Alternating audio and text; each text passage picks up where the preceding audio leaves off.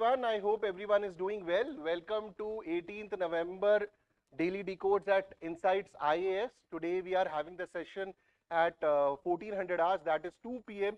in afternoon, because in the evening we at Insights IAS we are celebrating Karnataka Rajya Utsav Day, which is a celebration which happens throughout the November in the state, and it's a part of I-Series series which happens at Karnataka at Insights IAS.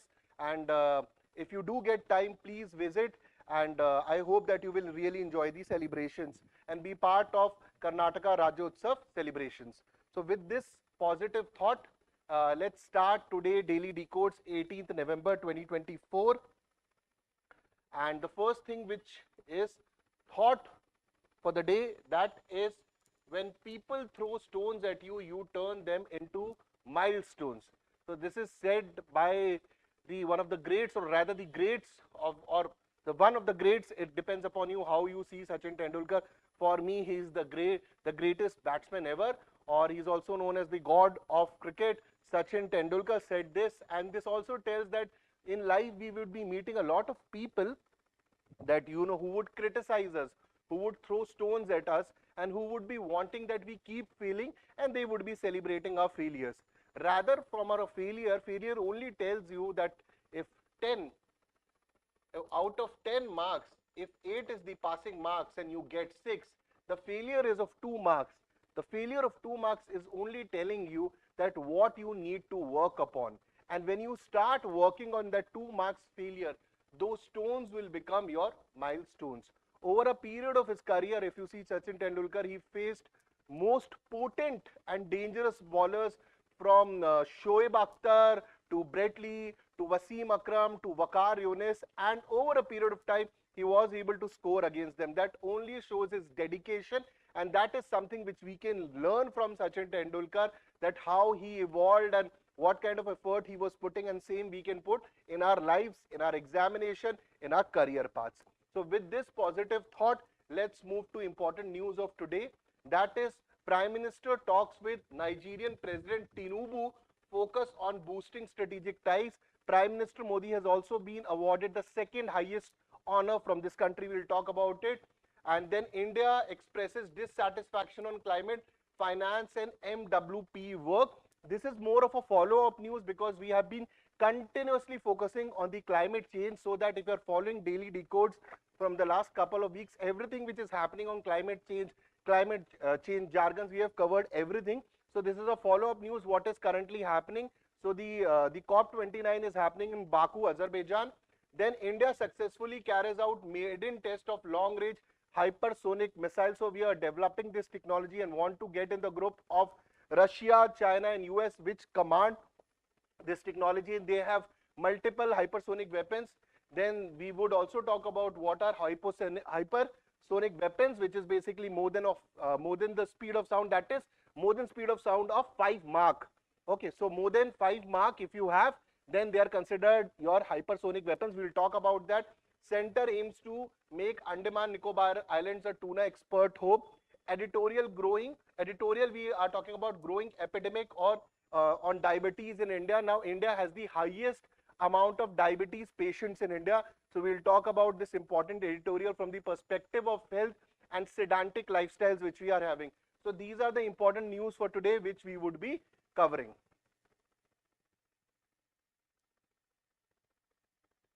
Okay.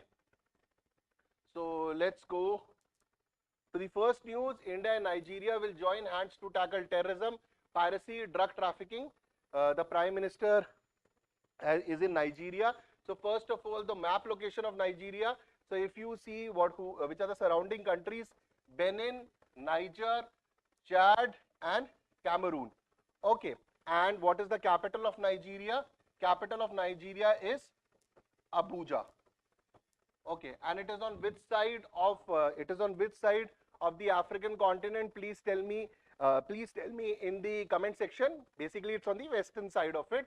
And is it a coastal country, or it is touching the coastal areas? Obviously, it's a coastal country. Okay, so that means it's not a landlocked country.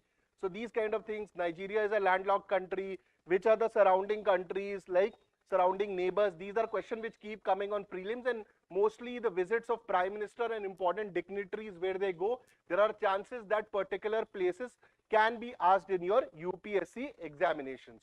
Okay.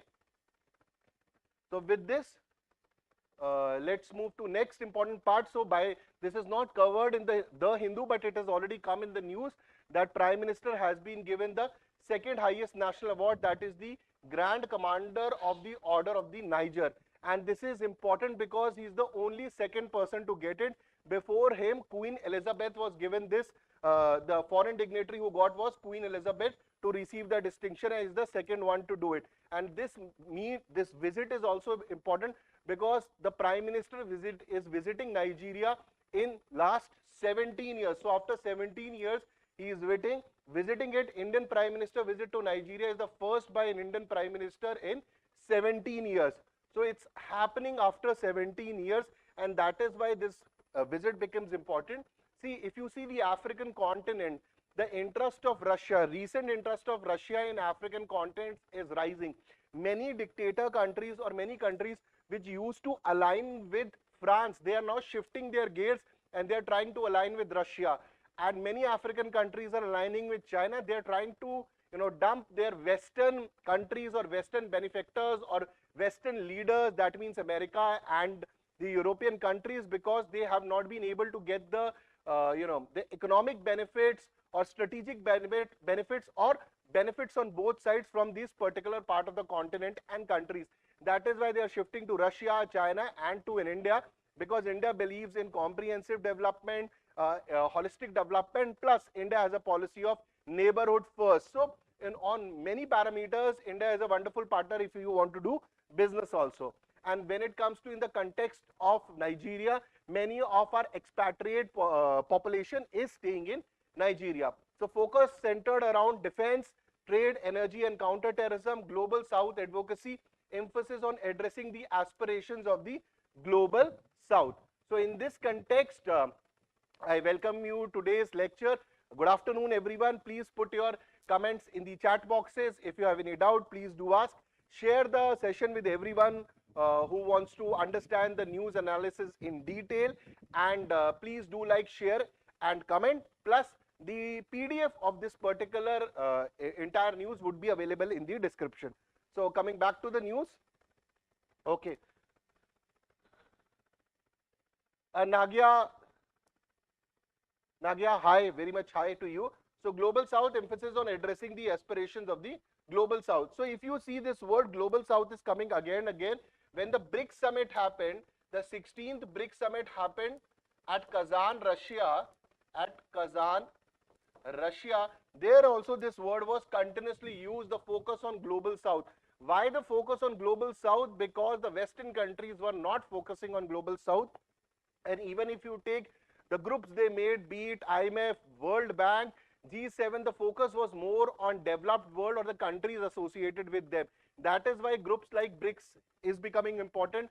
10 members, 10 permanent members we now have for your BRICS.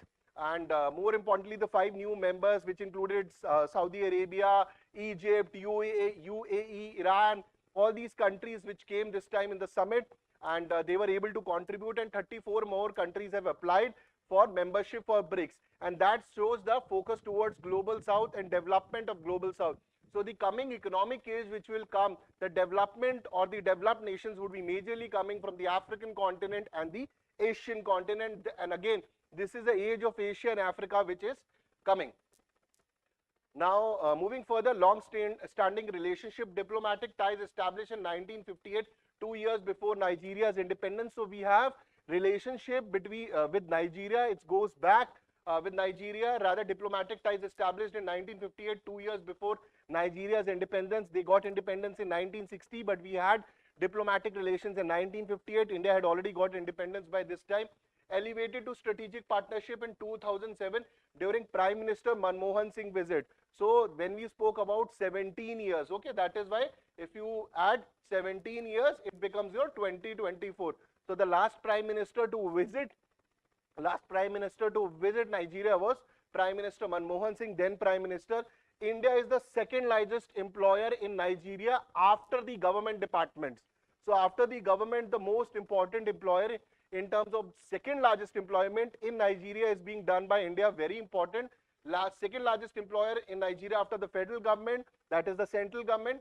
Significant investment in manufacturing capacity building and training. So economically, if we see, we have invested a lot of our population is in Nigeria. Now, what was the major talk which happened between the Prime Minister Modi and President Tinubu? So this is the name of the president, President Bola Ahmed Tinubu. So very easy to remember, BAT. Okay, if you take the first initial B-A-T, so President BAT. So you will remember. So Nigerian president is BAT. Okay, so that is very easy. If you are a Batman fan, or if you're a cricket fan, you can remember for BAT. Okay, that's the easiest way to remember this piece of information. Trade, energy, technology, health and education as potential areas for collaboration. PM described 60,000 strong Indian expatriate community as key pillar in bilateral relation, which is largest in West Africa. So this shows that when it comes to Nigeria, we have relationship in trade, we have cultural exchanges, and right now we are expanding ties. And how? So we signed 3 MOU which is related to cultural exchange. So we are increasing, augmenting the cultural exchange, custom cooperation and survey collaboration. So survey collaboration is happening, customs cooperation is happening, which will help in trade and other benefits. Cultural exchange is happening, understanding the Nigerian culture and the Indian culture, vice versa. Plus, if we have 60,000 strong Indian expatriate community, this only enhances the India-Nigeria relationship. Now, defense and security agreed on enhanced cooperation in counter-terrorism, piracy control and radicalization prevention. So this is again focusing on a lot on security, and again a very important word.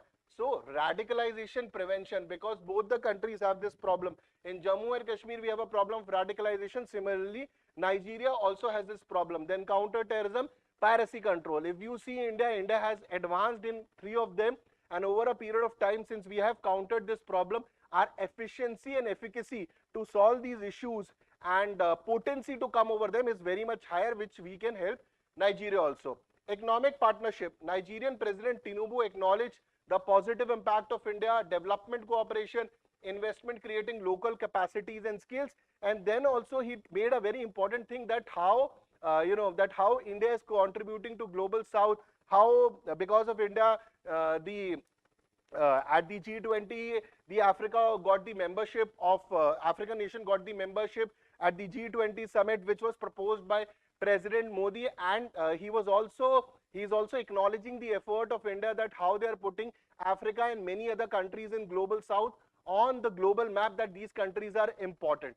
Okay, so these are certain good facts which are coming, certain good news. Tinubu praised India's leadership in amplifying the concerns of developing some nations, specifically through the Voice of the Global South summits. Again, the Global South, again, this is the same thing which we have been continuously talking when I was covering the Kazan summit. Okay. Now moving forward, Indian PM has invited Nigeria to participate in International Solar Alliance and International Big Cat Alliance.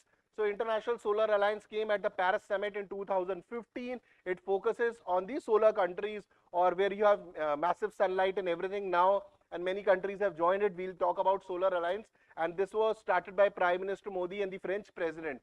International Big Cat Alliance, this is related to 96 cats. We'll also talk about this in a while. Okay, let me see, where is it?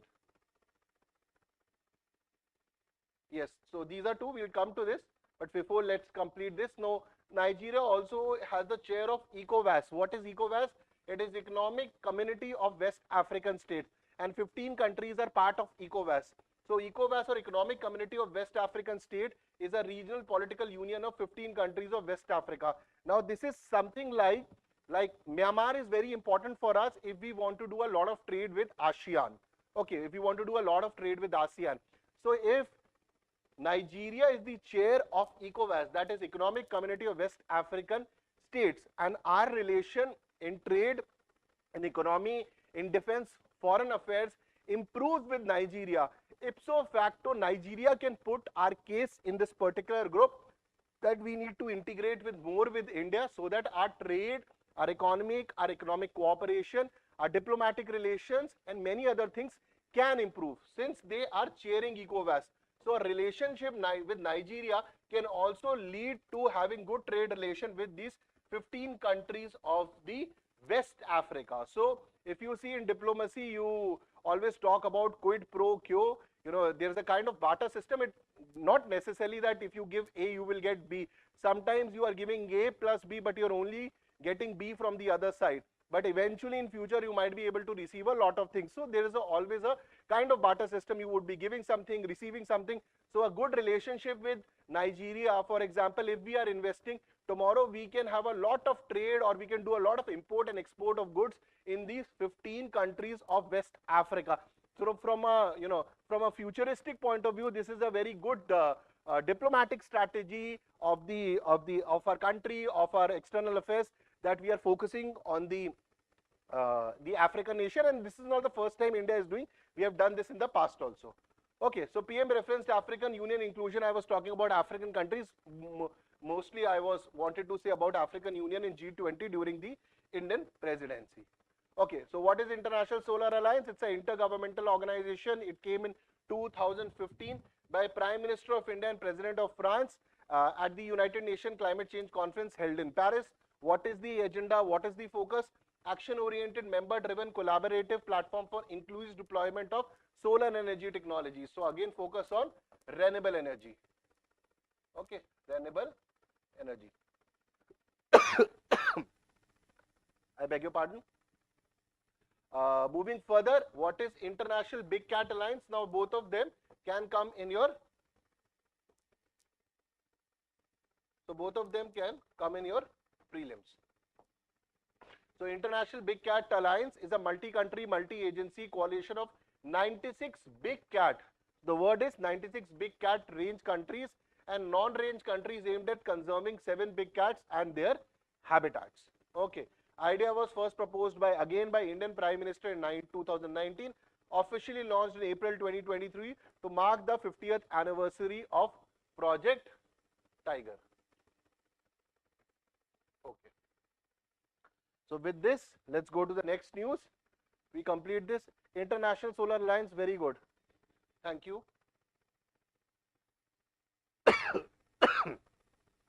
Just a sec, guys.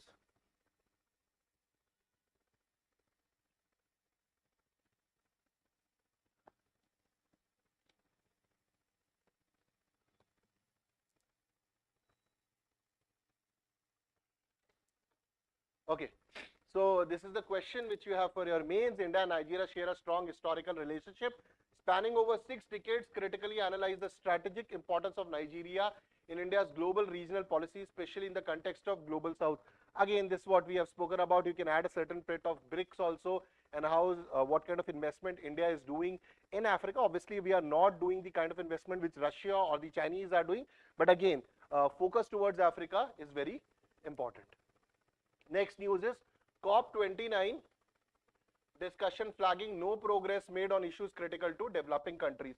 So again, this is a more of a follow-up news. I've been, contributing to this news in the Decode for the last 3-4 days. India has been continuously saying developed nations need to put money, but they never put money. They only come with the narrative of net zero, because when you talk about net zero, it is talking about globally every country needs to contribute. But when it comes to developed world, they were the first contributors to this, the climate change, to the global warming, when they did their industrial revolution, and later on also. But they are not ready to pay for that, what the amount of disturbance and havoc they have created on Mother Earth by contributing to this pollution, or rather contributing to this greenhouse gas emissions. They are not, and even if they have contributed, they do not accept it, and even if they accept it, they are not ready to give money. So we still talk about $100 billion annually, but currently we need around $1.3 trillion.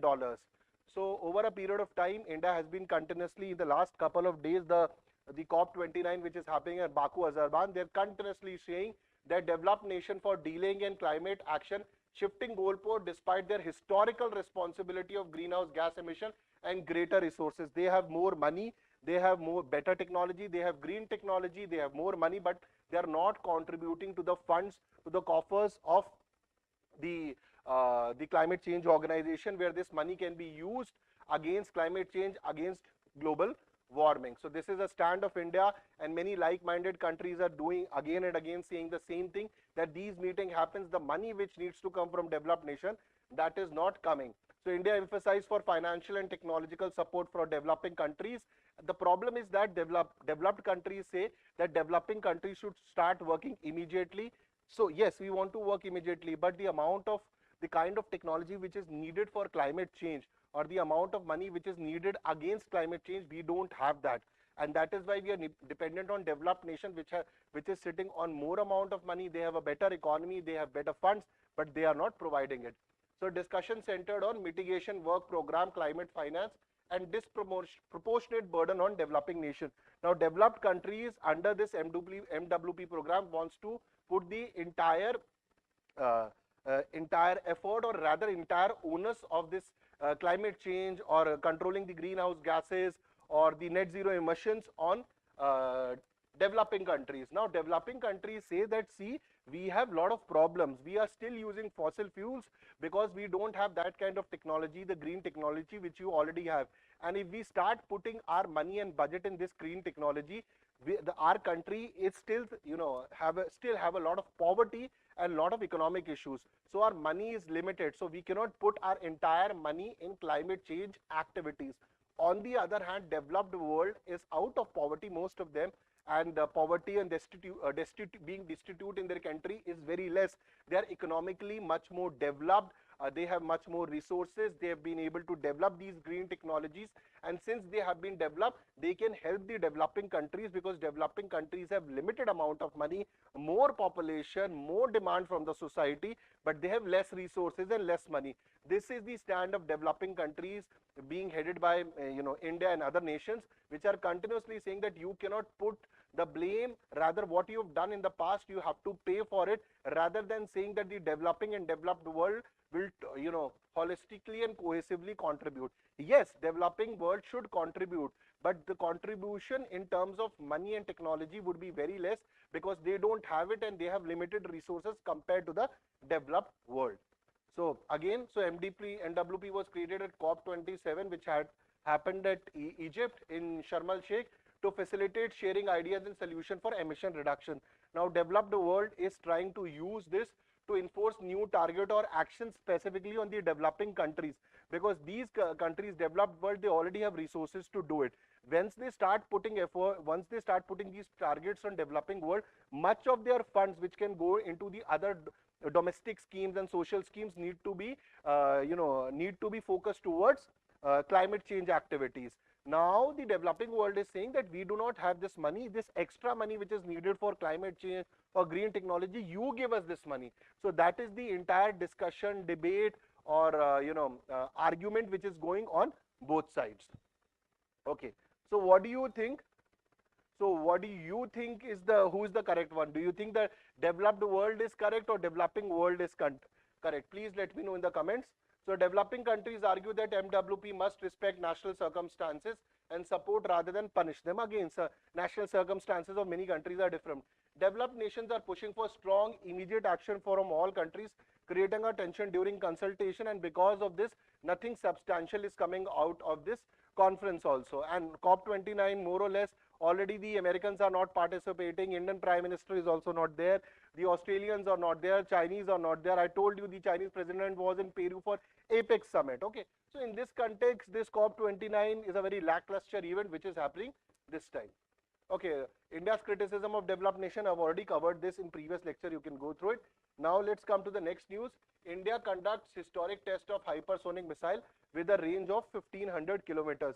And once we develop this technology and we have weapons, so we would be coming in the list of 3 countries, that is Russia, China and Americans, who already have potent hypersonic weapons. So what is hypersonic? Let's understand that. So they can fly at the speed of at least 5 times the speed of sound. So 5 times and much more is your hypersonic weapons. Weapons. So you've got subsonic when you are under the speed of sound. So that is subsonic. When you go over the speed of sound, that is supersonic. So you've got subsonic you have, then you've got supersonic, and then you have hypersonic. So this is hypersonic when the speed is 5 times the speed of sound. 5 times and much more this, that is hypersonic. Most of these weapons are much more than 5 Mach. They are maneuverable and travel within the atmosphere. So unlike, when you talk about this particular hypersonic weapons, when you take, for example, if you have a ballistic missile, so ballistic missile will take a parabolic path, but it will cross the atmosphere and then come back inside the atmosphere and attack. But the pinpointed direction of your ballistic missiles is very less, and you cannot maneuver them. Once you launch it, you cannot maneuver them. Maneuver means you cannot change their directions. But compared to these hypersonic missiles, you can change their directions midway also, and that is why they are very dangerous missiles.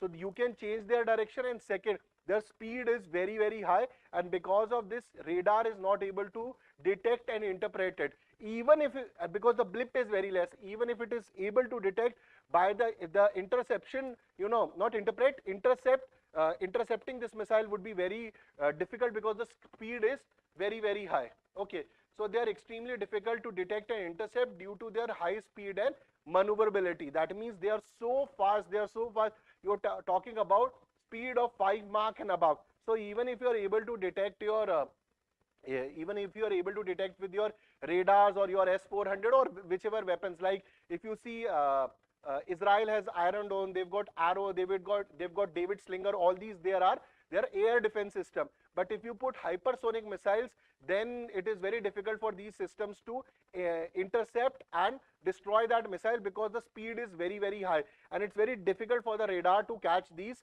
missiles because of their maneuverability. You can change the direction and the high amount of speed they are having, and they are much better than ballistic missile. Obviously, the focus of ballistic missile is very separate.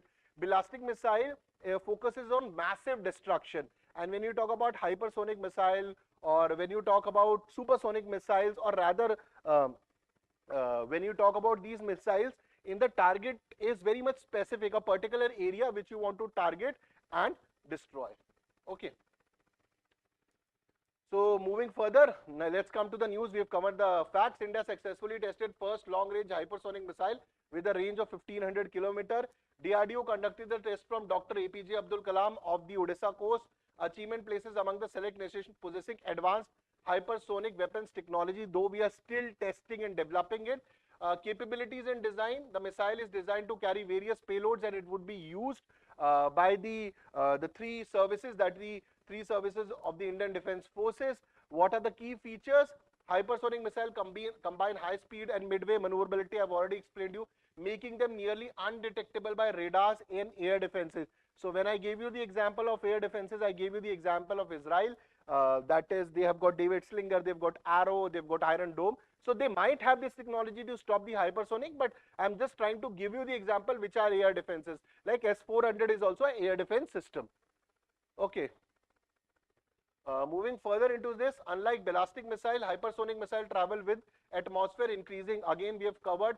Missile flight was tracked by various range systems across multiple domains, and it was a successful mission. Terminal maneuvers, high accuracy at impact were confirmed using. So you had downrange shipped stations which were able to see the target which hypersonic missile wanted to target. It was disseminated, and the mission was successful. So missile was indigenously developed by DRDO. Now this word is very important, indigenously developed, that today we are developing when it comes to ISRO, when it comes to DRDO, lot of weapons we are developing, we are focusing indigenous, we are focusing Atmanirbhar Bharat. And even in the many previous sessions, I've told you, a powerful country, or rather a superpower in making, is a country which is not dependent upon its weapon on some other country. So as we progress forward in our trajectory as a nation, in terms of economy, in terms of diplomacy, in terms of social cohesiveness, and in terms of defense, when it comes to defense, until unless you start creating or making your own weapons, you cannot become a superpower, because a superpower which is dependent on some other nation for its weapons, that cannot be superpower, because if tomorrow that country from which you are taking weapons becomes your adversary, then things will not look good. So so it was developed by DRDO laboratories, including the Dr. APJ Abdul Kalam Missile Complex, Hyderabad. This technology development, hypersonic technology development, is part of Hypersonic Technology Demonstrator Vehicle HSTDV. So Mark 6, now Mark 6, more than 5 Mark, Mark 6 Scramjet test conducted in June 2019 In September 2020, validated critical technologies like Scramjet propulsion, which is good, which is important for ignition and structured combustion. Then aerodynamic configuration for hypersonic maneuvers. That means maneuvering during the path.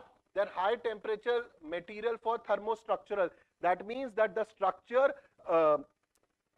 which you have, that it is able to take that amount of temperature, as because these would be flying at a very high temperature.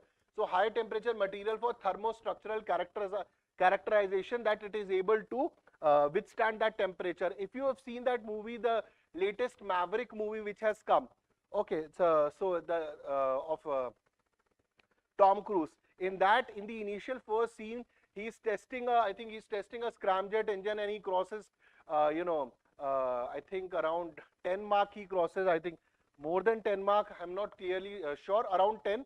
So in that scramjet engine is shown, and eventually the problem is that the thermostructure of that particular jet, it breaks, and then the plane crashes and everything. Obviously the hero is saved and everything, but that is something of a scramjet engine is shown.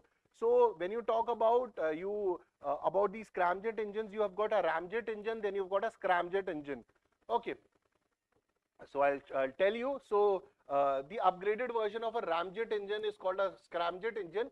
It generates thrust through supersonic airflow and combustion. So both these ramjet and scramjet engines, they don't have propellers. Okay, they don't have propellers. They don't have these compressors and turbines. They don't have this. Rather, they would be using air. So what they do is that they generate thrust through supersonic airflow and combustion. That is why they use a very high amount of sophisticated technology.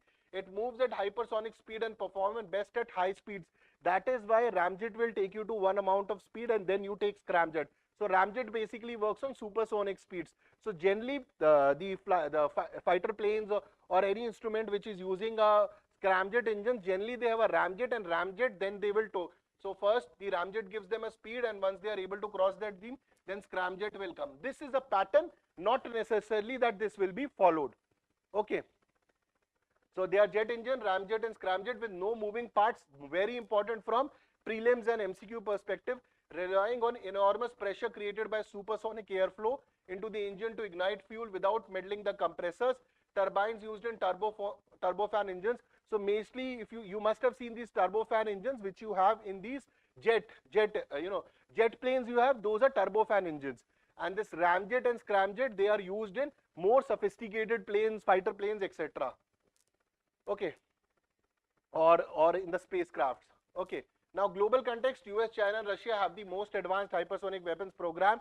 Australia, India, France, Germany and Japan are trying to get this technology. India is almost on the path to get it. BrahMos 2, which we are developing with Russia.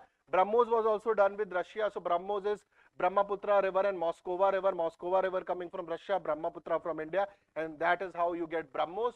So in BrahMos 2, which is BrahMos hypersonic missile, we are also working on that. So India's hypersonic missile development includes BrahMos 2, a joint project with Russia. So that will also come soon. So that would be your hypersonic, and BrahMos version is a supersonic cruise missile. Okay. Now next is, this is a MCQ. Hypersonic weapons travel faster than ballistic missile but follow a fixed trajectory. No, they don't follow a fixed trajectory. They can maneuver. That's what we read. Scramjet propulsion is critical technology used in hypersonic weapons. Correct. India is among the first 3 countries to successfully develop hypersonic weapons technology. No, we have not developed. We are still in the developing phase. And we were not among the first 3 countries. First 3, the America, Russia and China, they have already done that. They have multiple weapons. Okay. While India is developing hypersonic technology, US, Russia and China are ahead in this field. Though we are almost on the path, but we are not in these countries. They have already have multiple weapons. Now next is, center aims to make Andaman and Nicobar Islands a tuna export hub. So Indian Ocean is considered a second largest tuna region, producing 21% of world tuna. So just imagine if we are able to export this tuna fish, amount of jobs it can create, the economic development which can happen in Andaman Nicobar Islands. So overall, cohesively, comprehensively, the development of Andaman Nicobar Island, the people there, the society there, economically it would be very good for them. And if the development happens, economic development, the social parameters, the economic social parameters would also go up. So let's come to this news. So center aims to make Andaman Nicobar Islands a tuna export hub. So from a point of view of central government, focusing on islands development also is very good. All thumbs up. So India's exports increased by 31.83% in 2023 with 51,626 tons exported of tuna fish worth $87.96 million. And when you globally talk about the tuna fish business, if you talk about tuna fish, global tuna market, it is around almost close to $42 billion. So $42 billion. So this is also a huge market which India can expand. Specifically, we are near Indian Ocean and we can expand. And even if I talk about specifically, I talk about Andaman Nicobar Islands, the exclusive economic zone out there, it can be, we can take out these resources and enrich our economy. Okay. So it sees Indian Ocean as the second largest tuna producing region, contributing to 21% of world tuna. Still, we have not been able to, take out these resources, and once these resources are used, it can lead to a lot of development in Andaman, which still can happen in the future. And this is the right thought process. So center plans to develop Andaman Nicobar Islands into a hub of tuna exports, leveraging exclusive economic zones surrounding the islands. So 200 nautical miles from the coast of Andaman Nicobar Islands, all the resources, minerals which come out, that belongs to India. India can use it, and that will be good for economically for India. So EEZ of Andaman hosts a range of tuna species. Some of the more prominent ones are yellowfin tuna, skipjack tuna, big-eye tuna, and neritic tuna. But we are primarily harvesting neritic tuna. Okay, we are primarily harvesting neritic tuna. Okay, caught near the shore with smaller counties of oceanic species like skipjack, big-eye, and yellowfin. So if we start, the problem right now which is happening in Andaman, the technology is old for fish, catching up the fish and fish technology. We don't have the cold storages. So if we develop, forward and backward linkages, better fish trawlers and everything, so this can help the industry out there. And obviously we are able to, get some particular part of that $42 billion, economically it would be good. So this is also a prelims question which can come. The kind of tuna you get at Andaman Nicobar Islands, specifically the EEZ, that is yellowfin tuna, skipjack tuna, big-eye tuna, and neritic tuna. So from prelims 2025, some area which you can see. Okay. Next is underdeveloped tuna fisheries in the region due to lack of modern fishing technologies, inadequate processing and storage facilities, insufficient infrastructure for high quality fishery operation. So this is the major problem. If the government or the center is able to take care of this problem, then what would happen is this. Fishermen, opportunities for fishing and related sector, employment generation will happen, nutritional benefit will happen, economic boost will happen. So if the central government is able to rectify or is able to overcome the challenges which is happening in these areas, this is the benefit you will get. Employment generation for fishermen, processing unit and entrepreneurs who want to invest. They would be able to make their profits, and business prospects in tuna processing and exports would be high. Nutritional benefits. Tuna serves as a critical protein source as other foods, resources and sources in this area are limited. So from health point of view is also very important. Economic boost. The expansion of tuna fishery sector could significantly enhance regional and national economies. Okay, if you are able to get some chunk out of that $42 billion, obviously it would be good from national point of view, from the island point of view also, and state point of views also. Now, so this is the impact which can happen. So what are the challenges? The challenges is lack of modern fishing technology first, inadequate processing, you don't have cold storages, etc., insufficient infrastructure, technological limitation, and hinder optimization of catch rates, because you don't have the technology. Even if you, so whatever trawlers you are using, they cannot catch huge amount of fish. Even if you are able to catch huge amount of fish, then you don't have the cold storages to keep that fish. Otherwise that fish will go stale and you can't eat it. So the absence of a sustainable fisheries management framework. So they don't have a proper fisheries management framework. So there the government needs to come, the entrepreneurs needs to come, the industry needs to come and take care of this. So in this process, some important initiatives have been taken by the government. That is the investor meets, where networking among stakeholders in fishery and aquaculture across India and Southeast Asia. It was a kind of meeting held in Andamans.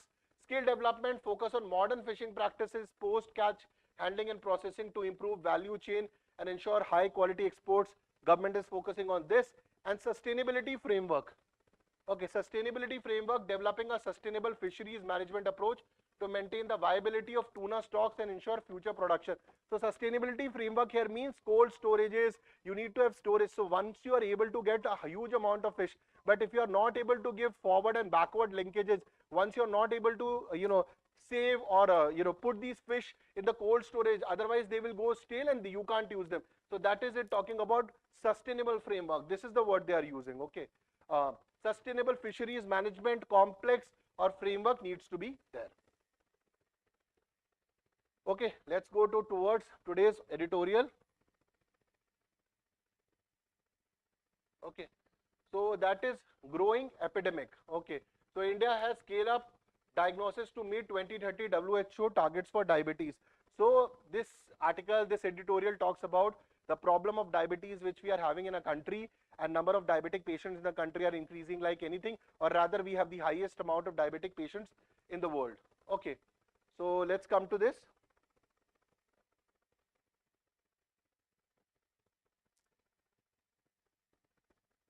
So the number of people with diabetes globally increased from 200 million. They used to be 200 million in 1990. Now they are over 800 million in 2022. By 2024, they have only gone up. By 2022, they were having 800 million, with prevalence rising from 7 to 14% among adults. And majority of the reason is related to our lifestyle. That is one of the major reasons that how diabetes has expanded. India leads globally with 212 million diabetic cases, surpassing China's 148 million. So we now have more patients than China when it comes to diabetic patients. So not a great statistical number which India would want to have with it. Okay.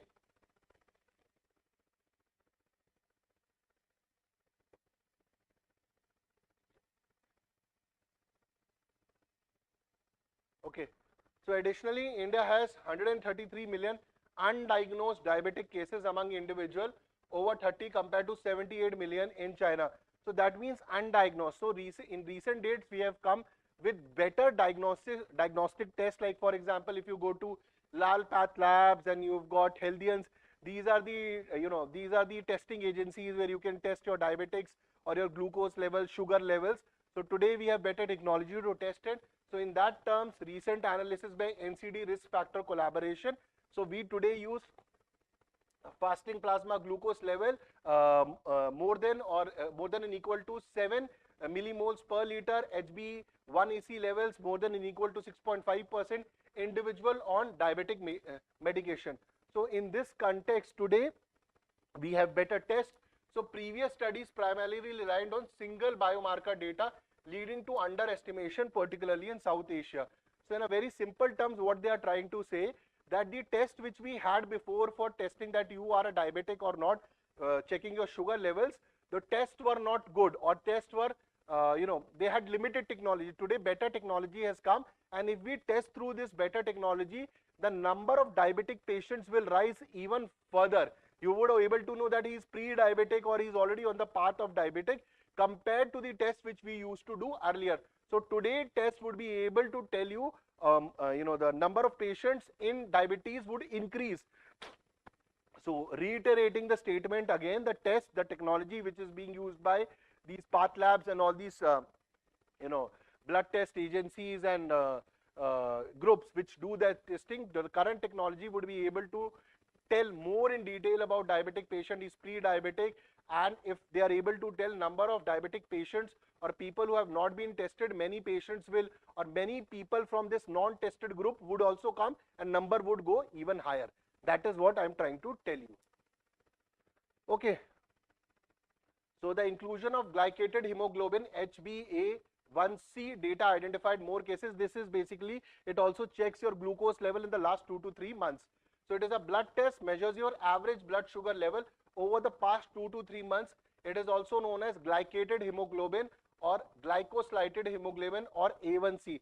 So with this better testing methods, we are able to tell that you are diabetic or you're not diabetic or you are pre-diabetic. Many things can come. Okay, so it's revealing the higher diabetes prevalence in India over the past 3 decades. So what are the key factors for diabetes? Most important is diet and lifestyle. I think with my current body figure, I also need to work out, and that is something I've also said to myself that I need to work out, because that goes for me as it goes for others. If I'm talking about this particular news, so if I am as a teacher telling other people, it same way applies to me. So I will definitely also work upon it.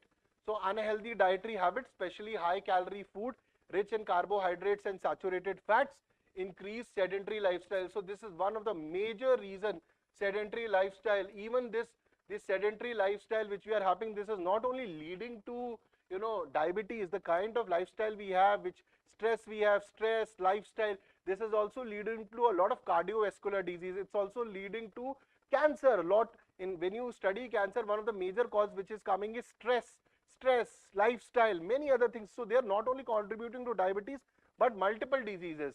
Tobacco usage, smoking increases diabetes risk by 30 to 40%. Imagine this data and number. Then you have nicotine effect. So what happens is that when you take nicotine, the beta cell reduces your insulin production. Why insulin is important? If your insulin goes down, or rather insulin is a hormone that helps regulate your blood sugar level. So if your insulin is less or it is not working, your sugar levels will start going up, and which will lead to diabetics. So diabetic occurs when the body doesn't produce enough insulin or doesn't use it properly. So insulin is used to treat and manage both type 1 diabetes and type 2 diabetes. Avoiding tobacco not only reduces diabetes but also your cardiovascular diseases and mortality risk. Now next is gestational diabetes. Gestational diabetes is related to pregnant women. So this happened to pregnant women that their bodies stops producing insulin, or the amount of insulin which is required during pregnancy is not coming, and hence they become diabetic at that point of time.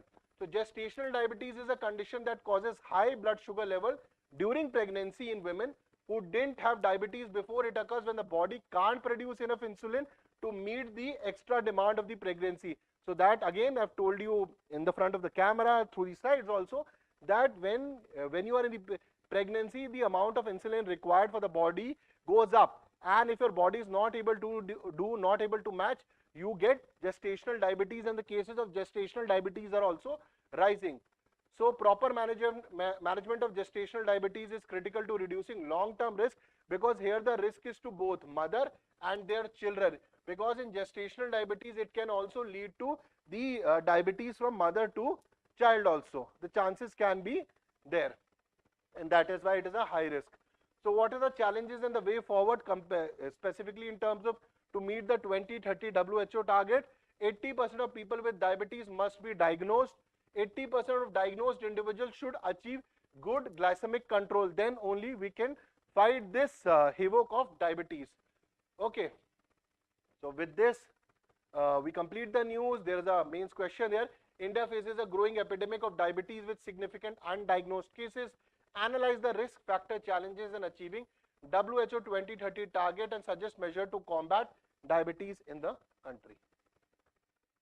Next in tidbits you have Denmark's Victoria Thielvik. She has been crowned Miss Universe 2024, and she's a 21-year-old dancer, entrepreneur and animal rights activist.